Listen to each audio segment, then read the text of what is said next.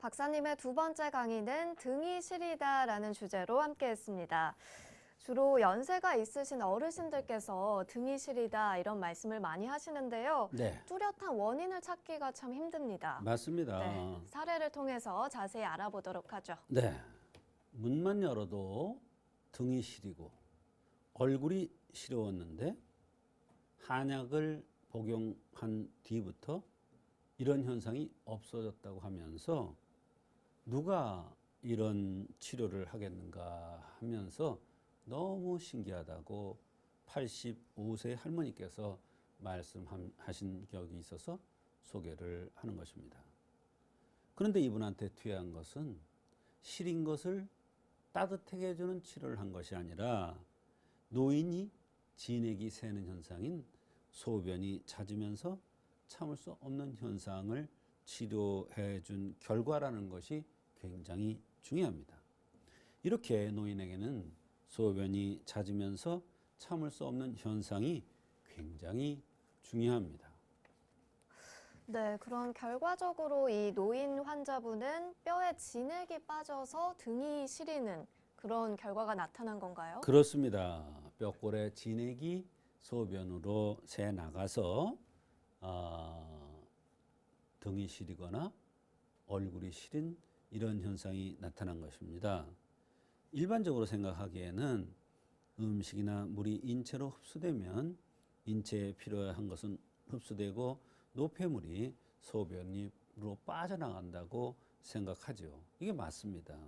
그런데 노인이 되어서 소변이 너무 잦거나 소변을 참을 수 없거나 소변 마렵다 그러면 급해서 조금씩 절인다든지 이러면 바로 진액이 새나가는 중요한 현상입니다. 이런 것은 반드시 우선적으로 치료해 줘야 된다고 얘기를 했습니다. 그렇지 않아도 나이가 들면서 진액이 고갈돼가는 그런 상태인데 소변으로 필수 진액이 자꾸 새나가면 여기저기 시린 현상이 나타날 수밖에 없는 것입니다.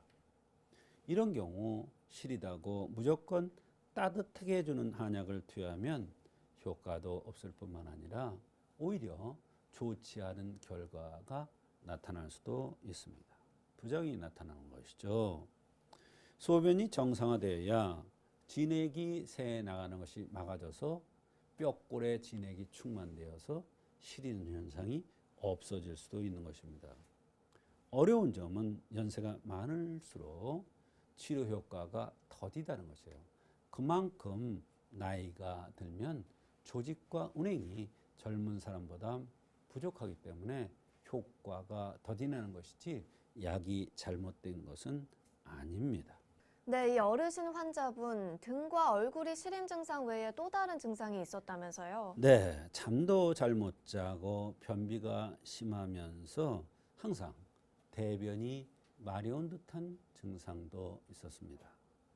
새벽에 좌측 손바닥에 쥐가 나고 우측 무릎이 시큰거리면서 목에 시큼한 물이 가끔 올라오고 식욕도 별로 없고 소변을 못 참고 자주 보러 가고 어떤 때는 가다가 줄줄 새기도 한다. 이런 여러 가지 호소를 했는데요. 손가락이 저리고 가슴에 땀이 많고 밤에 등에 가슴에 물이 흐르는 듯한 이런 현상도 있으면서 기력이 너무나 없다고 여러 가지를 호소했습니다. 네, 이렇게 여러 가지 불편한 증상들 어떻게 치료를 해주셨습니까? 연세가 85세니까 불편한 증상들이 많을 수밖에 없죠. 그럴 때는 한의학에는 대원칙이 있습니다. 연세가 많은 분들은 준엄한 약을 쓰면 안 됩니다. 아주 순하고 기본적인 보약으로 몸을 보충하면서 진액이 새는 걸 막아주거나 또는 진액을 보충해주는 그러한 치료를 해줘야 되는데 이 할머니에게도 소변이 잦으면서 참을 수 없는 것을 치료해주는 각병 증손탕을 투여했습니다. 할머니께서 한제를 드시고 내원하셔서 하신 말씀이 이 약을 먹으면 그렇게 기분이 좋다. 다른 약은 다 필요 없다. 잠도 잘 잔다. 식욕도 좋아지고 체중도 약간 느는 것 같은 그런 느낌이 든다. 변비도 심했는데 대변도 시원하게 보면서 대변 그전보다 좋아지면서 배꼽 주변을 눌러보면 수월하고 대변이 항상 마려운 듯한 것이 없어져서 정말 신기하다. 또 소변도 잦으면서 시원하지 않았었는데 소변도 좋아졌다.